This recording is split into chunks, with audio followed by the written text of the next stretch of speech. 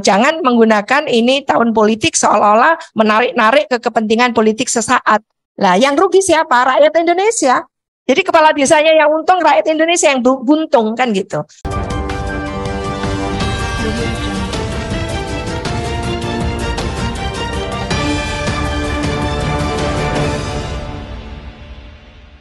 Perundang-undangan yang memayungi desa yang luar biasa menurut saya. Nah, ini menunjukkan bahwa memang desa itu betul-betul bukan hanya kalau untuk politisi adalah lumbung suara.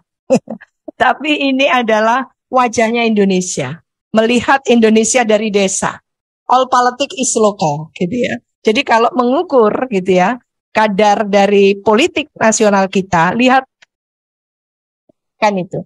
Jadi ujung-ujungnya undang-undang desa yang diambil dari tadi babonnya itu undang-undang pemerintahan daerah, itu memang tidak lain tidak bukan ujung-ujungnya adalah untuk bagaimana agar desa mampu memberdayakan dirinya, desa mampu mesejahterakan dirinya. Jadi bukan untuk politisasi lagi, ya. Tata-tatanya itu bukan untuk ditarik-tarik ke politik kalau ada mau pemilu gitu ya. Lalu ada nuansa politisasi untuk desa. Ini yang tidak boleh. Maka desa itu melalui undang-undangnya itu tidak hanya berbicara tentang pembangunan desa, sekaligus diberikan uang gitu ya, digelontorkan ke desa. Ini luar biasa. Ya, lanjut. Saya tidak mengulangi lagi apa yang sudah disampaikan dengan segala normatifnya. Ada problem ya, ada problematika dalam pengelolaan dana desa. Nah, ini waktu itu Prof. Hanif menjadi narasumber kami. Bukunya sudah terbit, tapi belum dalam payung BRIN, masih Lembaga Ilmu Pengetahuan Indonesia. Yaitu waktu itu Prof. Sadu kita undang juga enggak ya? Enggak bisa hadir beliau. Maka kita hadirkan dua sebetulnya. Kita membahas desa. Bagaimana desa yang diterapkan di dua provinsi yang kabupaten yang berbeda. Mengapa satunya oke? Mengapa satunya tidak oke?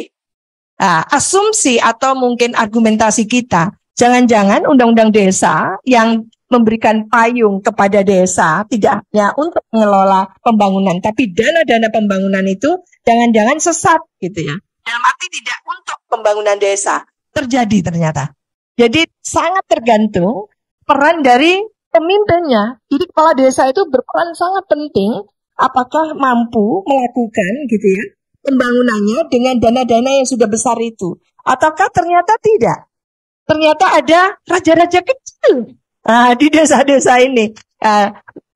Dalam penelitian itu yang berhasil kita berikan nama aslinya, yang tidak berhasil, yang dimana kepala desanya itu menunjukkan otoritarianismenya gitu ya, one man show-nya, yang tidak demokratisnya, kita kasih namanya itu yang tidak sebenarnya, untuk etika gitu ya. Hanya ini untuk kajian yang menunjukkan bahwa ternyata ada problem yang sangat serius.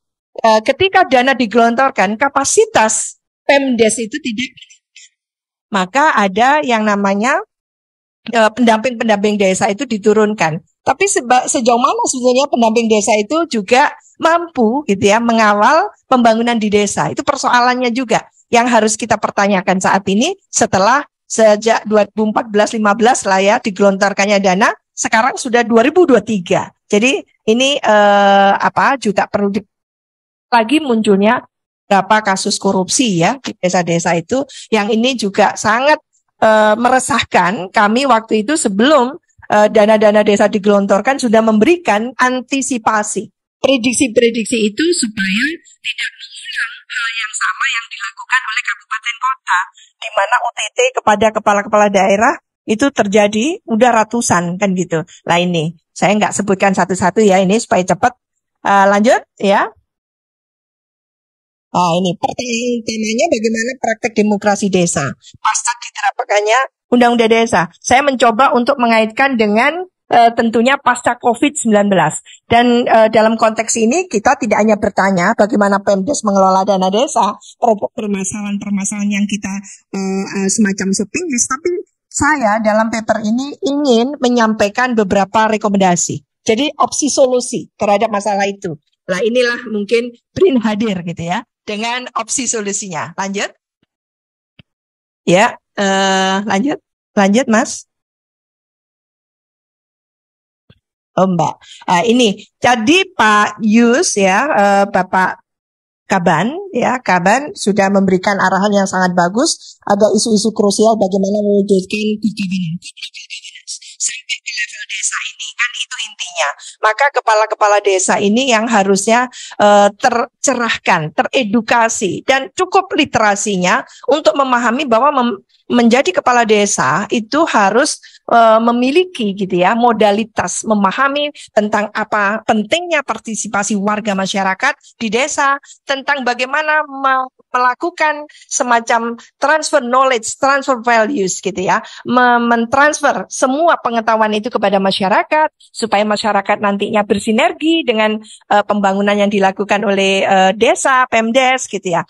Juga tentang ini ya beberapa visi strategisnya, tentang responsif gitu ya, nilai-nilai responsif, tentang akuntabilitas, tentang tentu kesediaan. Jadi menurut saya ini berkaitan dengan praktek tentang pemerintahan desa yang baik, yang proper, yang inline dengan transparansi yang disebutkan oleh Pak Yus tadi sebagai Kaban, bagaimana partisipasi masyarakat, transparansi dan juga akuntabilitas dari Pemdes itu betul-betul bisa dilaksanakan. Jadi tidak Pemdes itu tidak menjalankan fungsi pemerintahan desa itu semena-mena, sewenang-wenang gitu ya, apalagi tidak bisa dipertanggungjawabkan. Lanjut. Ini jadi alur pikirnya itu bagaimana sebetulnya kebijakan pemerintah desa tentunya yang sangat dilandasi oleh satu nilai-nilai tentang partisipasi, transparansi dan akuntabilitas yang supaya di situ sebetulnya musyawarah mufakat. Jadi masyarakat desa itu adalah sebetulnya sangat kental, sangat lekat dengan musyawarah mufakat.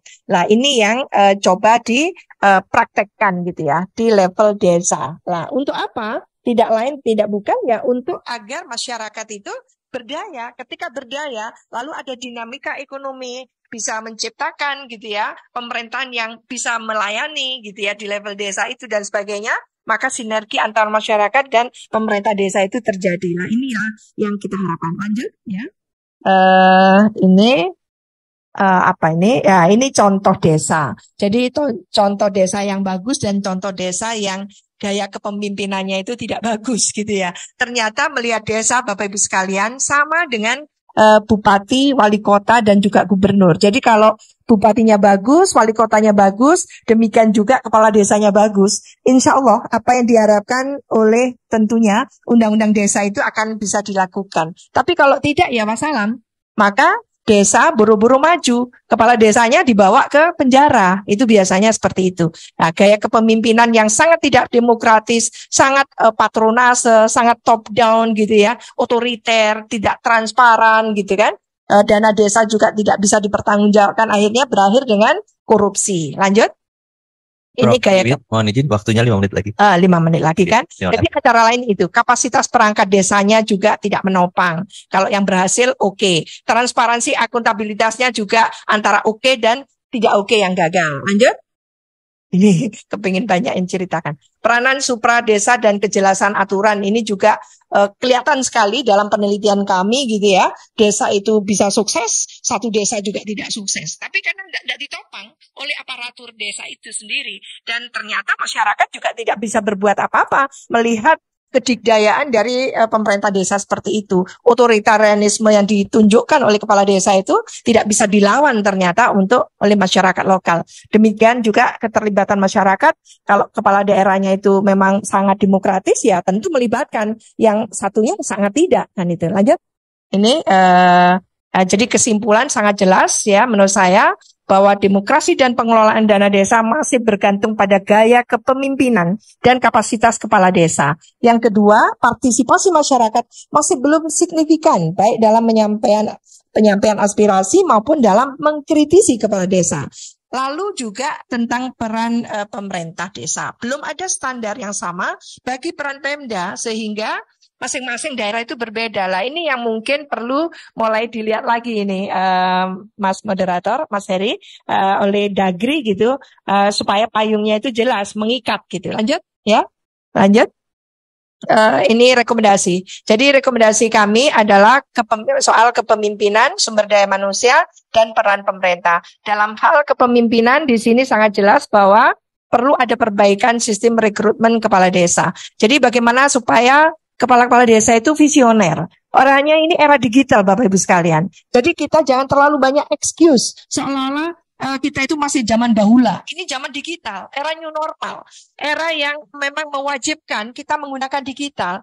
Maka kepala-kepala desa itu juga jangan dipilih kalau memang tidak pinter gitu. Apalagi cuman berorientasi pada kekuasaan 9 tahun gitu kan. 6 tahun kali 3, 18 tahun. Kok nggak blenger gitu kan? Itu. Jadi ini yang harus diperbaiki. Orientasinya. Nawa itu mau jadi kepala desa itu apa sebetulnya? Mau berlama-lama itu apa gitu alasannya kan gitu. Lah karena apa? Kalau mereka kepala-kepala desa itu menghayati betul ini adalah amanah untuk membangun desa, untuk memberdayakan masyarakat, pastinya 18 tahun itu sangat lebih dari cukup gitu ya. Sangat lebih dari cukup. Jangan menggunakan ini tahun politik seolah-olah menarik-narik ke kepentingan politik sesaat. Nah, yang rugi siapa? Rakyat Indonesia. Jadi kepala desanya yang untung, rakyat Indonesia yang buntung kan gitu. Nah, lantas apa peran pemerintah? Ini tentu perlu ada peningkatan dan pembenahan ya oleh pemerintah pusat dan pemerintah kabupaten ya, antara lain dengan memperkuat fungsi kecamatan ya, sehingga kecamatan turut bertanggung jawab ya dalam membina desa. Mungkin ini Prof. Sadu ini jagonya untuk berbicara kecamatan. Bisa ya, lanjut. Lanjut, saya cuman berpikir solusi. Nah, ini sebagai BRIN tentunya kami alhamdulillah sudah membuat satu buku panduan, yaitu tentang desa inovasi.